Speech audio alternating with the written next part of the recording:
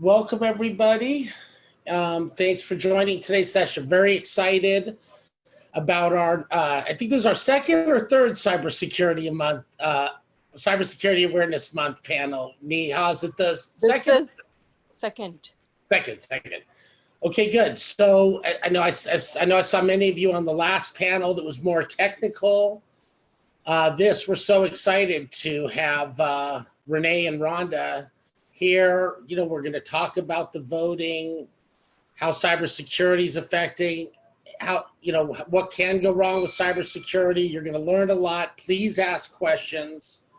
And then I'm going to give it over to you, Renee.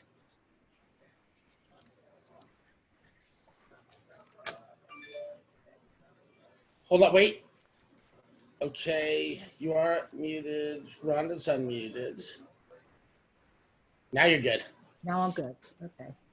Good afternoon and good morning, everyone. I'm Renee Redwood, and it's a pleasure to be here with you.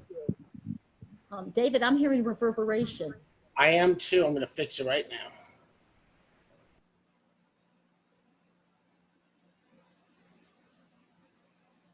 Do you want to try it again, Renee? Try it again. This is better. Thank you. Thank you so much. It's a pleasure to be here with you on Cybersecurity Awareness Month in our conversation today on cybersecurity in elections. And I am thrilled and honored to be co-paneling, I guess, with Rhonda Childress. Rhonda, welcome. Hi, everyone. How are you? And thank you for inviting me here. I'll be honest with you, this year was the first year I participated in some of the security around the elections, but it's been an interesting ride, to be honest with you. Right, great. And I've just a little background. I have worked in elections and politics for many years. At one point, I was the director of political operations for the Democratic National Committee and was part of the team that established what we call P2TV, Promote and Protect the Vote, P2TV, Promote and Protect the Vote, as a strategy and a mechanism by which we could seek to ensure that we had voters, and that when they voted, that their votes would be counted as cast, which has become even more important over time as we've seen ongoing challenges with our election system. Yes, it works. So first and foremost, it does work, but like any system and structure, it's time for us to kind of rethink it and relook at it. And that's what's been happening over the last several elections in particular, particularly around presidential elections. After the debacle in the 2000 election with the hanging chads, there has been a renewed focus on how do we deal with election administration, the administration of our elections in our country. One of the things we learned is that because we are the United States with an S, each state, as well as the district and the other territories within the US construct, have different ways in which they do the vote. It tends to be a state function, though we have federal laws that govern overall certain types of behavior around the elections. It tends to be very state specific in how elections are actually managed on a day-to-day basis, what rules will be applied, even to the point of where we look at the different size paperweights, if indeed people were doing voter registration. So it's variable, and because of the variability by state, we as the United States are not able to have international observers to address our elections because you have to have a single system, and that we do not have.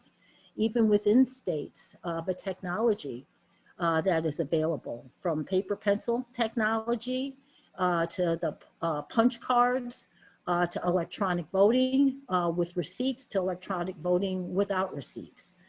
Online voting is something that Rhonda is going to talk a little bit about as an opportunity that we have as a nation, as we think about how do we engage our people in one of the most basic and fundamental rights and responsibility in our country. And so I am pleased to be part of this conversation with Rhonda, and we are going to welcome you all to participate, utilizing both the chat as well as we'll have a question and answer period.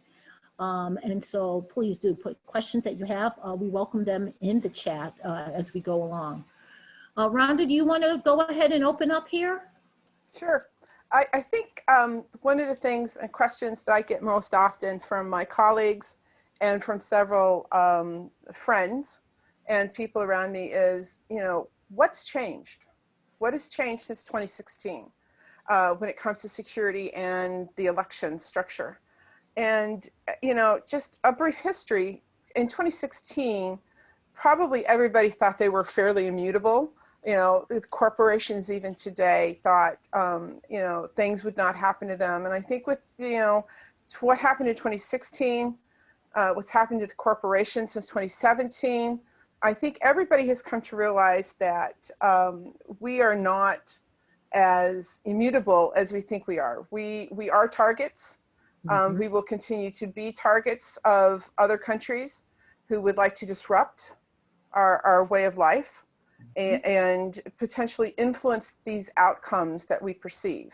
So there has been a lot of work done with the government and with the election commissions and those entities, even for things like the debates that just happened, the presidential debate that just happened, a lot of security and a lot of focus around how do we ensure that there's no interference from other parties in these types of situations. So just like with you know, enterprises who have moved and realized that they have to improve their security, the elections have realized that they have to improve their security. So the Cybersecurity and Infrastructure Security Agency, or CISA as we call them, has done probably one of the most tremendous jobs of educating, ensuring that people understand, you know, how to recognize these signs of interference and how to report and to get help and support for these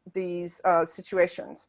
And as part of what they've done is, you know, they're bringing things out that probably enterprises have known for a while and have experienced, and they're wrapping those into the things that we see as part of the election. So never before have we seen like a security resource library even before this election, I believe, right? And how to have a cyber incident, how to detect cyber incidents, and how do you respond to them? These are things that enterprises have had, but not that it's there. And Renee, like you said, due to the nature of the way we conduct our elections, it's not like they can have a one size fits all either. So they have to give guidance, you know, where they can, and the election officials, you know, have to take those. So it's been an interesting observation as I followed this throughout the press and things like that. Just today in a UK newspaper, they were actually discussing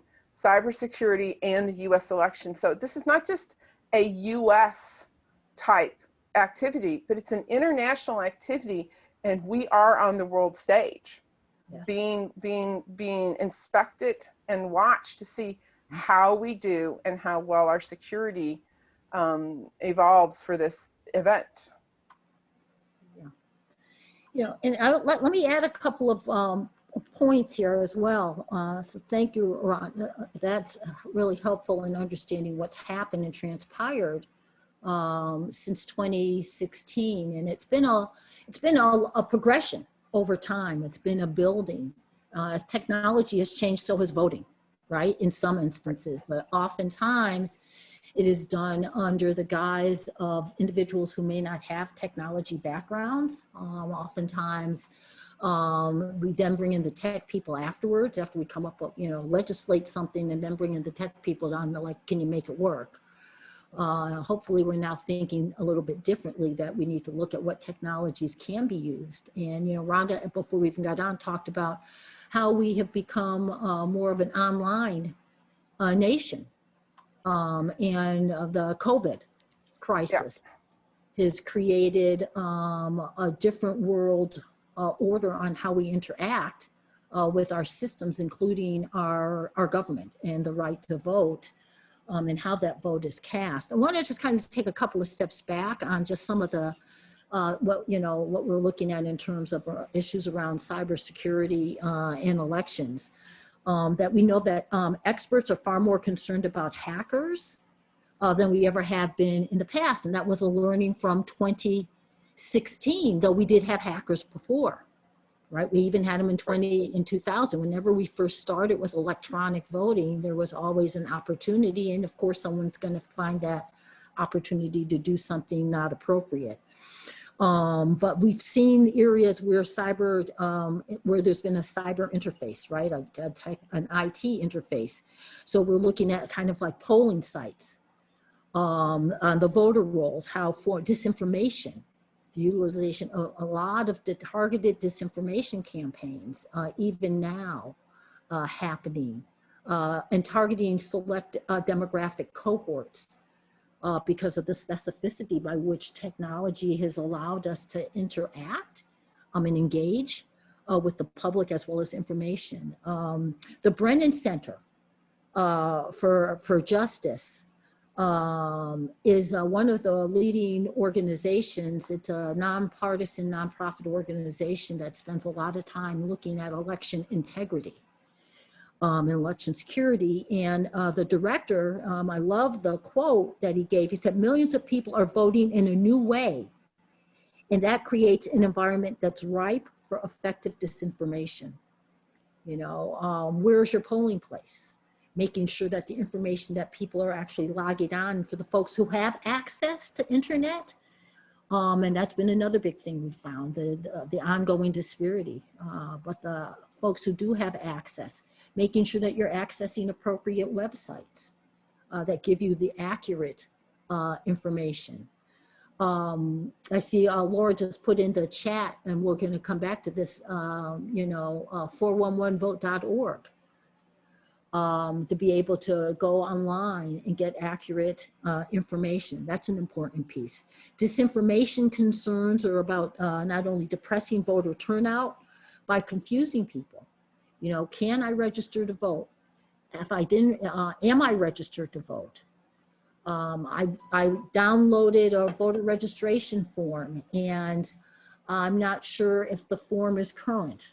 Again, these are all things that interfere with technology and around the questions around cybersecurity. The notion around the concerns not just about Russian hacking, which is what we heard a lot about in 2016, but other nations that have that same kind of capability. A report from the Department of Homeland Security that talked about it's not just Russia that we need to be concerned about. It's other nations. Again, the global, Rhonda just said, the UK had a piece on this. This is a global phenomenon because what we do affects others. We're not in this world by ourselves. Our relationships with other nations are in jeopardy, depending upon who we choose as a nation for our elected officials. I am very clear. I am trying not to be partisan here. I'm just going to be real blunt. I'm trying not to be partisan, but because of my experience and the work that I have done over time, I see how communities that look like me, when we talk about diversity, I see how communities are targets consistently of disinformation, targets of list purging that sometimes so-called happen accidentally. Is it organized mismanagement, deliberate mismanagement of systems under the tech rubric, the utilization and the dependence that we have on electricity in order to enable our technology. And yet we see in some polling places, even here in Maryland, people think of the, like maybe more rural areas, in Montgomery County, which is one of the wealthiest counties in this country. Voter election irregularities because they had electronic voting equipment, but they only had 4 extension cords to be able to plug in over 20 pieces of equipment. And so while that is not a IT problem, when we had paper pencil, we didn't need an extension cord, right? So that the equipment, making sure that the equipment is appropriately serviced that we've got access to electricity so that we can plug the equipment in.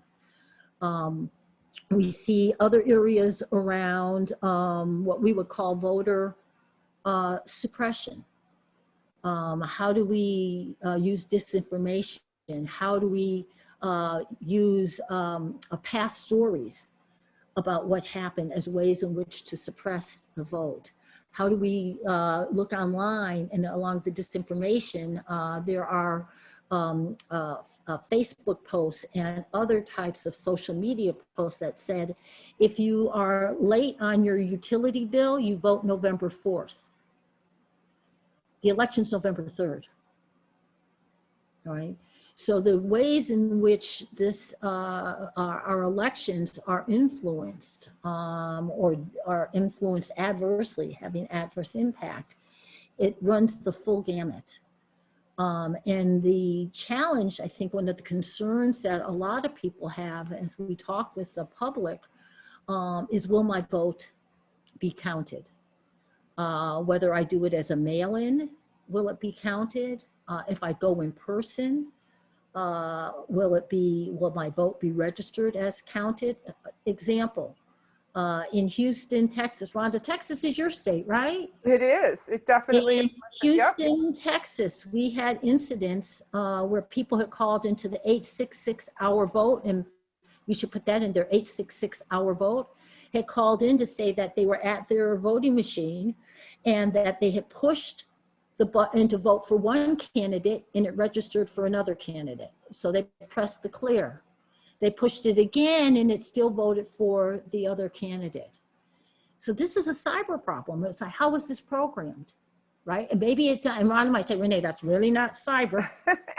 Right? It is an IT problem. And I think part of it comes down to, we do have aging equipment that we've used. We've not invested in the modernization. I think what happened in 2016 brings to the forefront that, you know, maybe what we need to do in this age where we're living is to move to more modern technology, like an online voting mechanism that would allow you to not, like we saw in Georgia, standing in line for 12 hours or so, 11, 13, whatever the right double-digit number was, right. but standing in line for that amount of time, you know. So how do we secure it in such a way that we can have these online votings and allow the people who don't have access to technology to vote also? But I would really like to see where the majority could vote from the comfort of their home and make sure that their vote gets counted and counted properly. So everybody would be more likely to participate in these things. Because we hear a lot of stories, you know, I can't take time off from work. Well, okay, let's all talk about, you know, a lot of employers are giving that time because to do these kinds of things. But if you were able to at home and you have good security practices, you know, able to register your vote, you'd be more likely to do that and to participate in the process and to do these kinds of things. So my vision for the future is, I would hope at some point we would get to the point where we have, you know, secure hygiene practices. We're working from home. So now with the COVID-19, a lot of people are getting into that, Renee, where they realize, because one of the things I'm doing these daily blogs as part of my work job, and I stumbled across a big fact that 81% of the people don't even change the default password on their router in their home. 81%. So let's stop and think about that means. So, you know, as we get, I think, more of our security hygiene in our homes, where it will enable us to then go to that point where we've been able to do online voting. My son was currently, recently deployed, and it was a last minute kind of situation. I'm like, are you going to be able to get everything in so you can get your vote and you can make sure that your vote counts? And luckily the U.S. military is very good about making sure that they're enabled to do that. But not everybody has that military background, because I know in a couple of elections I was deployed, sent out of the country because of work issues at the last minute. And I planned to vote. I was not able to do it. So, you know, if we had the capability to vote from where you are, you know, and the right security constraints in place, I think we would be able to do it. Voting by mail. Yeah. I know there's been a lot of conversation around voting by mail. I have no data that says that voting by mail is not secure, to be honest with you. Because there isn't any data out there. That's why. I've not seen anything that says voting by data suddenly increases, you know, where dead people vote to to people who aren't registered to vote and these kinds of things. So I just, you know, I think everybody, whether you're in the United States or not in the United States, but you're a US citizen, you know, we've got to come up with more modern ways to enable everybody to participate and to make sure that it's secure, even if we have to go to things like multi-factor authentication, which are, you know, I know who I am.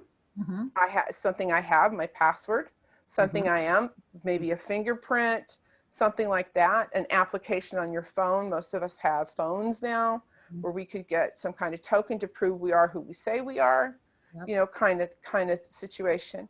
So I think we're this COVID-19, while it's been painful, at least for me in the security world, has given us the opportunity to leap forward quite aggressively if we wanted to in this election era.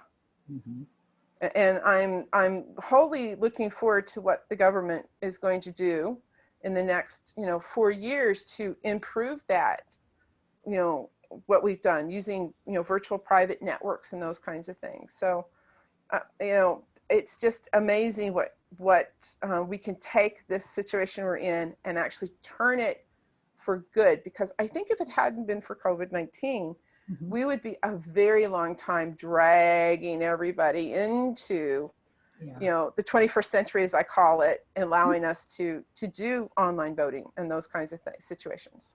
Yeah.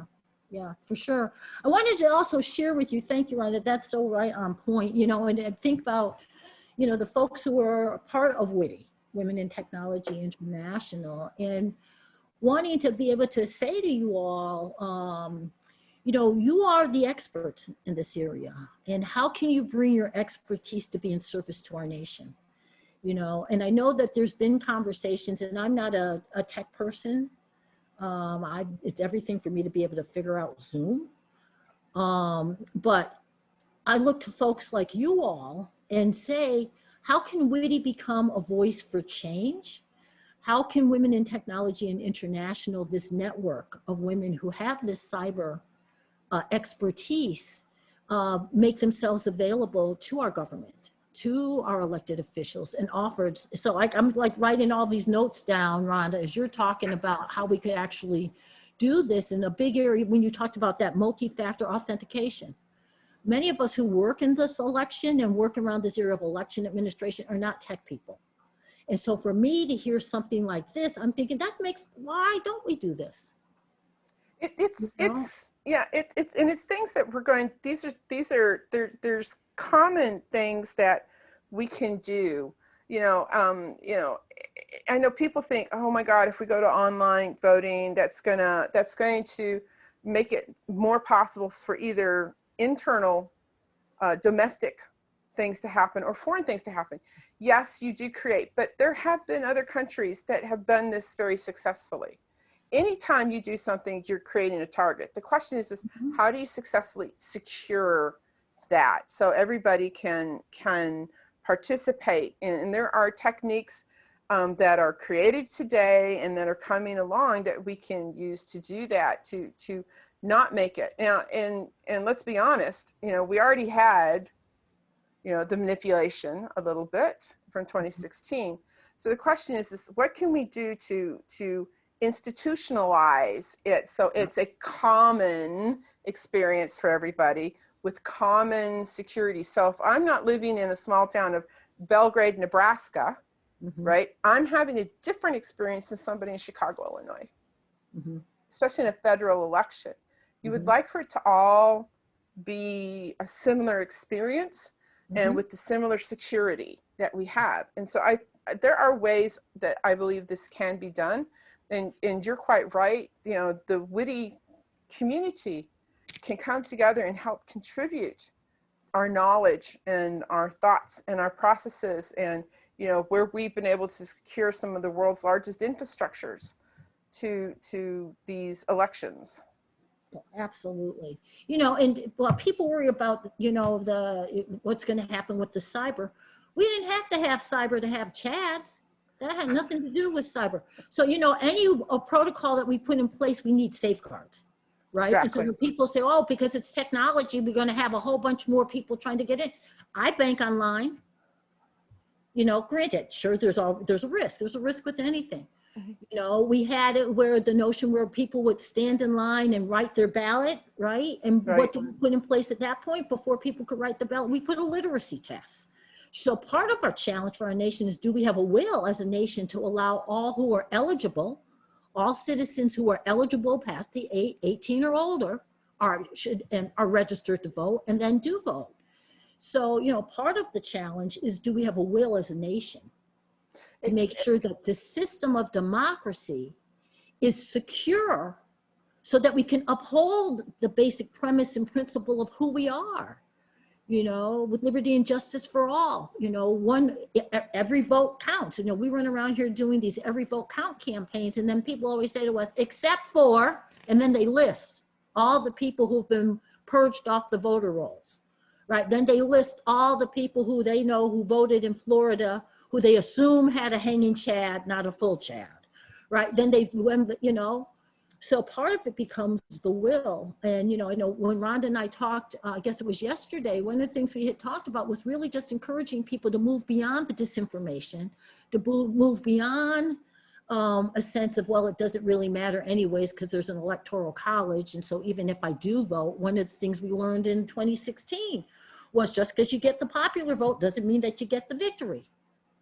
Right? And so how do we create a system, right, where every vote does count, every vote does matter, every vote is counted as intended? And you always hear me say counted as intended, right? Because we've had the incidents where people have touched the thing of voting for one candidate and it registered for another. There's always going to be issues, okay? You know, nothing is going to be issue-free, Renee. Mm-hmm. But the situation is can we put a system in place that will allow us to have the best security around? So you talk about your bank. You know, I lived in Australia 10 years ago. And for me to bank, I had to get a token on my phone. Wow. 10 years ago. Wow. So there are mechanisms that allows, and then there's going to be some people, like I have an over 80, I won't say how old she really is, girlfriend, who will not touch anything electronic when it comes to banking. And we have to be able and make sure that we accommodate those people.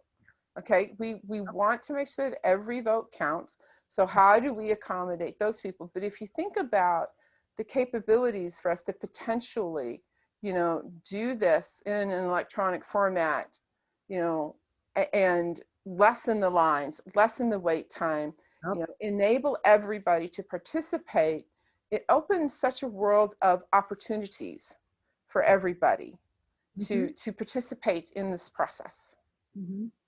Yeah.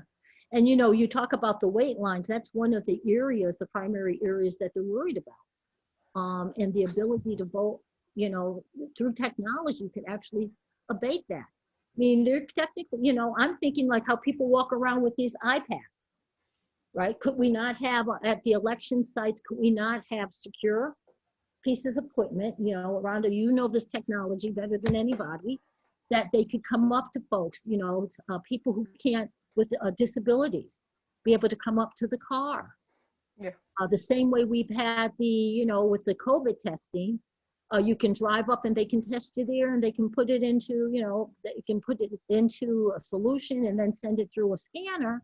We could have that. I mean, again, technology could actually be our friend to enable our democracy.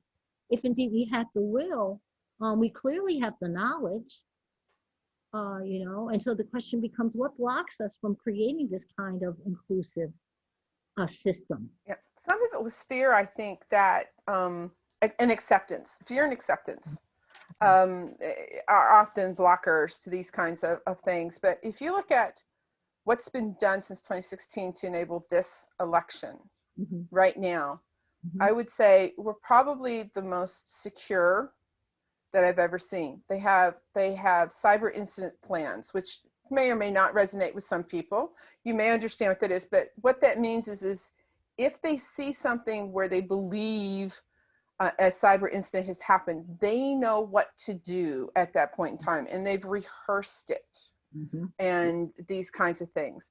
They've even at the debates have gone to great lengths to test the security to make sure that, you know, during the broadcast there will, you know, that it can go on successfully, and that there won't be anything happening from, you know, phishing, as we call it, phishing attacks, to social phishing, you know, trying to act like somebody else to gain access to the arenas and those kinds of things. So they have gone to extreme lengths, and I got to hand it to the US government that has been doing these kinds of pieces of work. It's a thankless task. No one likes it, Mhm. but I think they've done a really good job in making sure that to enable us to vote this election, it is the securest that I've seen. Mhm. And they've done everything very well. It's not their fault COVID-19 happened, Mhm. but we do need to take advantage of it. But I would encourage everybody to go vote. If someone tells you your vote's not going to count or it's not secure, I think you just need to ignore them and go and cast your vote. Stay 6 feet away, bring your mask if you're Yeah. going to do it that way. If not, you know, check. I'll be honest with you. I'm amazed that people go, well, I'm not so sure about the security, but if you look at, you know, a 411 vote, people are willing to put personal information into a website Mhm. to find out if they're registered or to get the information to register, which that site, I've got to tell you, even I went and looked before the deadline of register in Texas. It was last Monday, I believe. It might have been the 5th, I'm trying to remember the date. But to make sure that I was registered to vote, just to make sure that I was there, know where my polling place is. It's all there in one site. So Mhm. whoever put that piece of technology up, and I think yesterday you said it was the League of Women Voters. League of Women Voters, and it's actually vote 411. Yeah, vote for. I looked at that link. Yeah, I was I know. like, I was looking at that, thinking, "Wait a minute." Yeah, okay. Both of us were looking at the same thing. okay, It good. should be Yeah, good. vote411.org. Vote Yeah, 411. vote411.org. It has the wealth of information, and I think that they've done a good job securing it.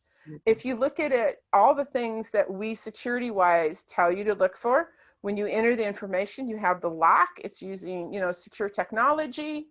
But the League of Women Voters have done a great job pulling everything together from our disparate states Yes. and putting it all in one place, so you don't have to go, okay, where do I go if I live in Texas? Where do I go if I live in Nebraska or Kentucky, you know, to do this? It's all in one spot. And I think they've done a really good job in securing that website.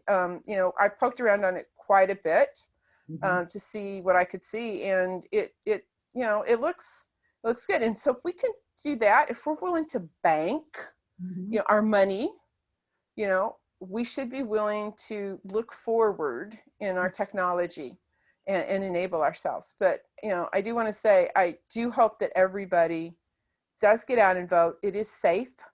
It is secure. Vote early if you can, obviously, to avoid lines and maybe interaction with people who might not be as well as we would hope they would be in these technical, you know, in these challenging times. But, you know, I do think that, you know, from what I've seen, they've done a great job securing things. Yeah. And that Vote 411 effort is with the League of Women Voters, because they're still one of the most trusted sources for voter information, number one. And trust becomes important. That's the trust is the confidence born out of character and competence of an individual or an institution. And they've been around forever. So the League of Women Voters, and as a matter of fact, you know, I'm always talking about diversity. They have been aggressively diversifying their workforce and recognizing how different communities are treated and access elections. And so they've worked in partnership with a host of nonprofit organizations that participate in civic engagement. many of which that they're in partnership with are things like the Brennan Center, like the Lawyers Committee for Civil Rights Under Law, like the Advancement Project. And we can go on and on and on with the names of the Ms. Foundation. I mean, just a lot of organizations have put energy and effort and resources, human and financial, into it, even helping League of Women Voters and others to raise money to be able to set up that kind of technology, because we've learned over time how technology really does help us. Being able to go on and type in your zip code and know where you can go to vote in your street address. Because one of the challenges we have constantly in elections is that people show up at the wrong polling place. If they are going to show up in person, now you can go online. That wasn't something we had in the 2000 election. We didn't have that. 2004, we started developing that, working with folks in technology, being able to say, here's the stuff that we know based on our experience on the ground in elections. What are some of the solutions? And the tech people have been coming to the table consistently. And every time we said, well, here's a problem, the tech folks are helping us find ways out of it. You know, one of the big areas was making sure that it was accessible for people with disabilities who might have visual impairment, right? And so there are technological remedies that are available for people who are visually impaired to make sure that they can vote. And, you know, of course, everyone said, well, we can put everything in Braille. And we're like, yeah, but we also have online capabilities, right? And how can we bring some of those technology skills right into the polling place as well to make I think, Renee, we're going to have to do that to get the younger voters to start to do that. Because with my son, my youngest one, he's like, you mean I got to get in the car, I have to drive, then I have to stand in line, then I have to present paper and sign, and then I can finally go and hit a button to cast my vote. And I'm like, yes. And he point blank asked me, he said, has this changed since you started voting? And I had to step back and think, I'm like, first off, are you implying I'm old? We'll let that one go. But he's right, that the processes of up to the point where you hit the buttons, you know, has not changed at all. The technology of the button pushing has, to the CHADs, to the electronic voting machines, to those kinds of things have changed. But, you know, if you look at it, you know, we are going to start having more and more problems if we don't modernize this in getting younger people to vote and to participate moving forward, because this is not the world they live in. They're not used to, you know, signing a check. Right. My son has no checks.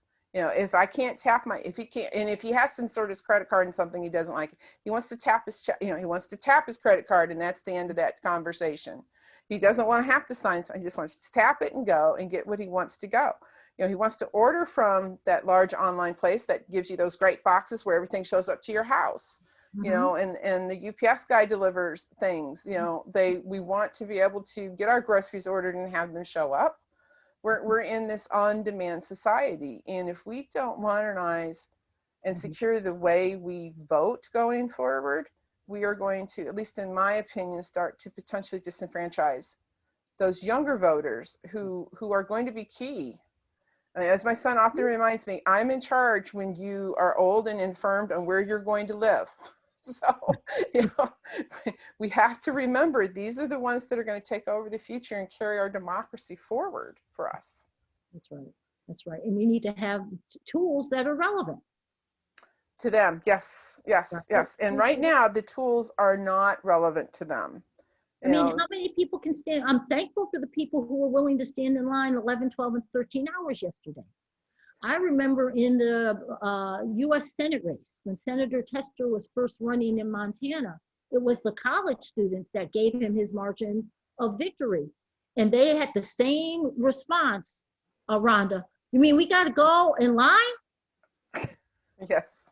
I can order pizza online.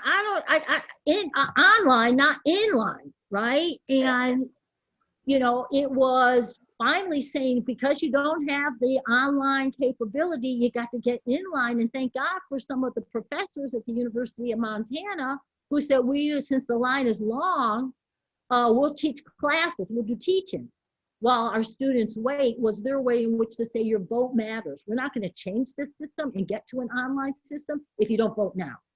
So Right. you can vote for a candidate that is looking forward, future thinking on how we use technology and how we're not afraid of facts or science, right? We use that's the whole notion of knowledge acquisition and utilization. Or you can not vote, and we're going to continue with the candidate who has opposed every effort to try to modernize the election system, because he always wins when it's not modern, right? And so that motivated enough students to stand in line, and these students stood in line and voted. I think the last vote came in at like 4 a.m. because once you're in line, and if you choose to vote in person, make sure you get there in time, but it doesn't matter how long the line is. If you're in line before the poll closes, the time it's supposed to close, then you can vote. And do what we call hold the line, stay in line, do not leave. We saw this in 2018 where people were being given disinformation. Well, the poll closed at 7:30 here, and so you need to go home. And a couple of folks in line said, I don't think that's right. And what did they do? They pulled out their cell phone technology. You can see I got Ruth Bader Ginsburg. Pulled out their cell phone, right, and went online to find out what were the rules. Yep. And then they said to the people telling them that you can't vote, they're like, I'm looking at the law, right? So they use their technology to be able to say, I'm gonna use my technology because I know it's gonna give me the information I need and I trust, and I'm gonna stay in line. And they stayed in the line, you know? Yeah. So again, any way in which it's one of the biggest challenges for our country is how come we don't make this easy for people to vote? You know, a lot of people can't stand in line. They work. I can't stand in line for 10 hours and still have to raise a family or take care of a family member or walk the dog, right? And so again, the question for us as a nation, and as we think about who we're going to vote for, we need to think about who are those people that actually believe in technology as a tool to enable us in life. Right. Yeah. I think that A national holiday, yeah, David, I just saw that, a national holiday to vote. Other countries have that. they do have, and I know when I lived in Australia, one of the oddest things was, or I thought was odd, because it just didn't, you know, I had a hard time wrapping my head in it. It was illegal not to vote, believe it or not. Yeah, that's right. It was illegal not to vote. Yep. Because they had they had the day off, and you know, everybody was like, got to go vote. I mean, it was just a mandate that they were going to go and do that voting, and to do that. And one of my friends took me with him so I could see how it happened. Mm-hmm. You know, they're doing online type situations and moving in that area, and I think that we as the U.S. could learn quite a bit from how other people have done and implemented these standards. Mm-hmm. But you know, as we look at today, mm-hmm. it is to me safe and secure, and I think everybody needs to make sure that they get out and vote and make sure that their vote counts. And that's the mm-hmm. most important message, I think, of mm-hmm. anything you can take away from here. Make sure you vote and that your vote counts, and that the U.S. government has done quite a lot mm-hmm. to ensure the safety and integrity of the election. Yeah.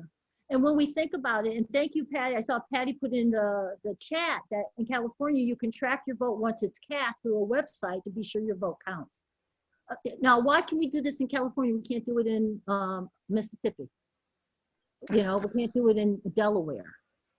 Again, this is the 50-state challenge we've got. You know, how do we take these best practices and replicate it and create a national voting protocol, not just a state? Again, a vestige of the past, just like the Electoral College, a vestige of the past. Why do we need a college? If one vote, one person, one vote, then let's have the one person, one vote as part of who we are as a nation. I think that becomes really a fundamental element. I would also suggest to folks, and I've got to find the website, but if you type in on your browser, the Election Performance Index, EPI, it's a great website. And it talks about, and it's out of MIT, which was one of the MIT and Caltech, were two of the early entities that actually had credibility on looking at election insecurity, dating back a period of time now. I know prior to the Chad, Gore v. Bush. But it's an excellent site, and it gives you tons of information. So you can see for yourself how things happen in elections, where there are areas. So it identifies like 17 critical areas. And for every one of these, as I look at them, you know, and thank you for hosting this, WITI, because as I started to look at that, I've looked at that a million times, but I never looked at it thinking technology. And if we actually look at the 17 key areas that they talk about as a performance index, as part of that performance index, there's technology solutions for every single one of those. Yeah, and I just went there, Renee, and looked at my state, Texas. And I'm surprised because it says, you know, less than 1% of the mail ballots were rejected. Now that is, you know, my data scientist who works for me would say, yeah, but look at how they measured it, which is the degree to which mail and absentee ballots are rejected, measured as a percentage of all votes cast. Right. Okay, not a percentage of the overall mail itself, but you know, that's a pretty good number. And you know, just of who requested mail-in ballots, almost 14% didn't return them. I do hope, you know, that that's not the case this election. But I think people do need to go to the formal, you know, to the vote site that we talked about, and that, you know, the vote411.org and get information and understand when those deadlines are for your areas. Because in some places it's too late to register to vote by mail. Some places we may be closing in on when the vote has to be posted. Yes. There's also some things, you know, there's this wonderful thing that you can pay the post office to make sure the mail got to where it's supposed to go. Pay the little extra so you can track your vote and make sure it got there if you're worried about it. Technology, again, is our friend. You know, you can go online and see that the, you know, that your voter, you know, what you sent in was received appropriately and those kinds of things. So we use technology every day. I would like to see that technology pushed more into a more modernized voting mechanism as we move forward, to be honest with you.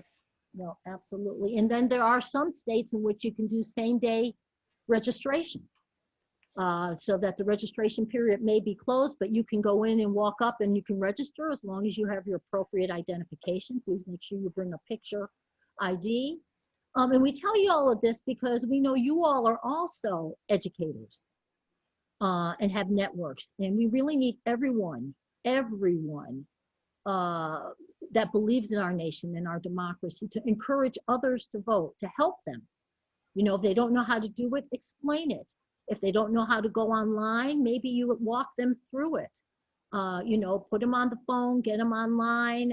I've learned how to do share screen just so I can get the technology help that I need. But we all have an opportunity to enable our democracy by enabling others. If you've got folks who want to vote in person, offer, you know, mask up and give them a ride. You know, those old school technologies still work. We just got to get people there and be willing to make the effort to educate others on what they can do and the importance of every person's vote. Every person who is old enough to vote and registered. And if you're not, check and see if your state has same-day registration. Some places registration are open, but you don't think you can get it in the mail in time. You know, you hear someone say, I want to register, they can get registered, they can download a registration form in their states, you can fill it out at home and bring it to the registrar, do that. And then once you're on voter rolls, if you know that you've registered, you need to double check to make sure you're on it. You can go online to check that. You can go online, again, vote411, where's my polling place? My dad, I said to my father, who's 92, Daddy, make sure we get your absentee. I'm not voting absentee ballot. I said, why not? He said, I have voted in every election since I have been a United States citizen and starting in 1954. and I have never missed a presidential election, and I'm going to vote. So they have a quote caravan of seniors who are going to vote. There's like 10 of them who are all going to go together. Different cars, clearly different cars, but they're all driving up together so that they can vote, making it an activity. Because in COVID, going out is not something that he does, but the notion that he's going to be in a carpool with some other people, he's got our cousin driving him. It's an excitement. It's part of his responsibility. As he says, I served my nation in the military so that we could have this right to vote. And I don't take it lightly, and I am going to vote, and I'm going to cast my vote as I always have. I'm going to cast it. And he's, old school, except for when he had to do the Chad voting, which was when they first moved to Florida. And it was so interesting because afterwards he tells me the story. He's like, I had to punch that hole puncher like 4 times before the thing actually worked. I said, well, did you make sure it went through? He said, oh, mine went through. The whole thing almost went down. So again, so maybe we have a little bit of time now for some questions and answers, or questions and comments, or just hear some other voices, please. You sure do. Thanks. No, so whoever would like, if somebody has a question, feel free to unmute. While you're deciding, I'm going to sneak my question in. So I do have my ballot. I'm almost done, researching a final couple of things. So I should probably take it to the poll place rather than mailing it. Right? Is that the best? That's the best, I think, now, right? Well, not necessarily. The mail, look, I get prescriptions from the mail. I get my clients pay me. Some of my clients that still use checks. I know, Rhonda, your son don't have a checkbook, nor does half of my, Ronique, who's on my team, is on. I don't even know if she has a checkbook because she's at that generation that's online, everybody. It's a way, and if you feel more comfortable, you do what makes you feel comfortable, but the mail is safe. Okay. As long as it meets the deadline. So Jeff, if the deadline to have it postmarked has passed, don't put it in the mail. Okay. So, again, go to vote411.org and see what the rules are surrounding it. I see the one you've got, it looks like it's one of those where you fill in with pencil. Right. Is that right? So, make sure you check and make sure that you filled all of your circles in completely. Yep. Oh, yes. You don't have stray marks. No stray marks, please. That's going to go through a machine. If it has stray marks, it gets kicked out, and then it's got to be hand figured out, which always is problematic. Which happens after the election if the vote is too close to count, and then those go into the questions, like provisional ballots. Yeah, so no stray marks, Rhonda. Thank you. No stray marks. Just make sure there's no stray marks. If you've changed something, make sure you've erased it completely. So it's not picked up. Make sure you use the right number 2. Mail-in ballots have a lot of things around it. And I remember from my time in Australia, I got one. I'm like, holy cow, there's a lot of rules here you got to follow. So make sure you follow all those rules completely. Some of them even say it needs to be signed and witnessed by somebody. Just make sure you understand the rules of your mail-in voting situation. Right. Renee, Similar. when I had called the registrar of voters myself, I asked her, how can I ensure my vote will be counted? She really discouraged me from putting it in a post office box. We know what's going on with the head of the post office. I would not encourage people to mail their votes. She suggested I go directly to one of the designated drop-off voter places, which is what I'll do. But I have been telling everyone, as I wish you would, not to use the post office. Okay, see, and I'm going to differ here, because I think for a lot of people, they don't have the option of being able to go, number one. Number two, it is better for them to mail it than not, as long as they mail it on time and they complete the form properly. Number three, that's part of the challenge for us. It's been part of the scare that has been put out there, the disinformation. And yes, we know that the current administration's appointee to the post office has not been a person of integrity. However, our postal carriers are not the ones in question. The mail gets delivered. These are the same people who are bringing us our medication, our Social Security check. And so that it does, the mail, is a viable and safe way. And I know we have a lot of people saying, bring it in. If you can bring it in, if that makes you feel comfortable. But I don't want to dissuade people from not voting. If the Well, only of way course, you're going to if they vote have, is to mail it, then I say mail it. right, if obviously, if they don't have the option of dropping it off, but there have been tremendous number of incidents Mhm. where people have found ballots thrown in garbage cans. So it's not a first choice. Yes, and that didn't happen because of the post office. Those were happening because of the registrars. So I don't want to get people paranoid, but it wasn't the postal workers that were throwing mail ballots away. It was certain people of certain parties who, under the election administration, had access and destroyed them. It's not the post office. That was not a post office function. The decimation of ballots was not a post office function. That was the election administration officials' function. I think though, one of the big things that we just have to make sure is if you aren't going to use the postal service and you're going to drop it off, make sure it's a valid designated drop-off point. Yes, There valid. has been some discussion. I know there was a recent ruling here in Texas where they were trying to just designate a spot. Can you see all of Houston trying to go to one spot to drop off ballots? So I'm glad that got overturned, but just make sure you're going to a valid drop-off spot, and you should do everything to make sure that your vote counts. Yeah, and so there was a question, is there a place to see the process that all ballots go through? I'm not sure, who asked that question? Please clarify for me. I'm not sure. Sure. Hi, this is Kathy. So Hi, thank you for joining us. sure, I take my ballot, I either mail it or I drop it in a box. Mhm. What happens to it? What do they look for? Who opens it? What's the process of making sure that it's valid and counted, and just that? Is it by state? Is it different? Is it? By state, it's by county, it's by even by municipality, that every state has a protocol that they follow. And then the county, it's the local registrars, right, that actually will be tasked with the management of the ballot. So even when you drop it into a predetermined election box, like if you're doing an early vote and you drop it in those predetermined election box, it then is within the jurisdiction of the local registrar, not the state, but the local. So whatever township you might be in, you have a registrar's office there, which is why I've been encouraging people to sign up. Now you can still sign up now and be trained to be an election official to help with the process. There's been a cadre, army of attorneys who are volunteering to be available starting last week, actually, quite a few, who are working with registrars to make sure that there's a greater integrity and that there's an external eye on monitoring the process.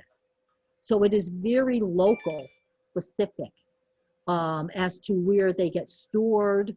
Once the votes are, once the mail-in ballots come in, they go to that registrar.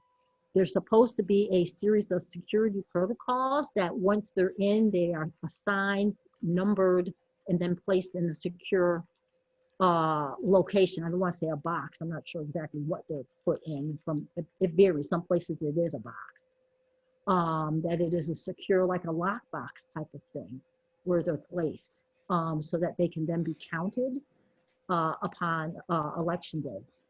Also, too, if you are not confident about, as Rhonda said, if you're not confident about the box, I would say go online and find out where your registrar's office is. And they may also have, like I know in DC, in our Office of Elections, they have boxes that you can drop it directly in. You can go into the building and drop it. They are going to be having boxes outside where they will have security that sits with the box. These boxes are not by themselves. Some of these, they are monitored with security because of concerns and stated concerns and about individuals trying to go steal ballot boxes. I mean, some of this is, we tell the public this because we want them to be aware, but not because we want you to be scared. And, you know, that's the balance that we walk between too much information on what happens to the elections and not enough information. You know, and you know, people are like, can you guarantee me that I can't guarantee anything. I know that we put it in there. It's up to the local registrar, and the more people of goodwill, of high quality character integrity, that can sign up. You know, you can even go right on to a Vote 411 and sign up if you'd like to, you know, help this election. We're woefully short of election officials in every county because so many people are wanting to vote. And we've been encouraging a lot of our friends, colleagues, people with integrity to sign up. So we have eyes, if nothing else, we have eyes there of people who want to help others cast their ballot. And I say that not to cast it for them, but to help them so that they can go through the process and make sure that their vote is cast and then hopefully counted as intended. That doesn't give you a specific, it's as close as I can get. No, you validated that it's diverse across even more granularly than by state. So thank you.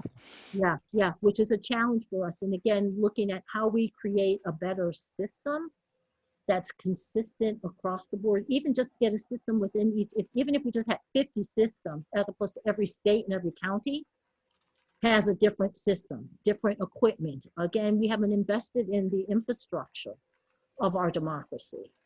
And it's an opportunity. And I'll say one other thing, you know, how Rhonda was saying it's important. So much has been done since 2016.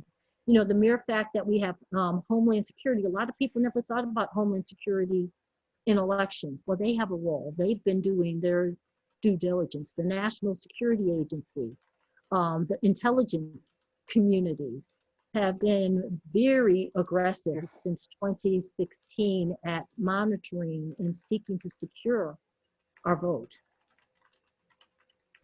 Thank you very much. Please vote like your life and the lives of your children depend on it, because it does. Yeah, Patty, that is right on point. Exactly. We are a little bit after the hour, Renee. Sorry, I was so engaged in what you were saying, and then I heard ding, ding, ding. It was telling me it's over. But that was awesome. Thank you so much. We will, by the way, we have a video of this. I think our editor will clean it up really quickly. We'll have it up. Please share this with your friends. I think there was such great information. Rhonda and Renee, thank you so much. Thank you. Thank you for welcoming me. I always feel great coming to WITI. We love, you know, Renee, you're part of the family. And thank you for including me, Jeff and team. I appreciate it. Got it. Great paneling with you, Rhonda. I look forward to talking to you as the election is going on, so I'll be calling you on all kinds of cyber questions now. Yes. Okay, Renee. And for those of you, by the way, that might be watching through our YouTube or LinkedIn stream, WITI.com for more information about WITI events and the rest of our Cybersecurity Awareness Month events. Have a great rest of your week, everybody. You too. Thank you all. Bye-bye. Bye. Bye.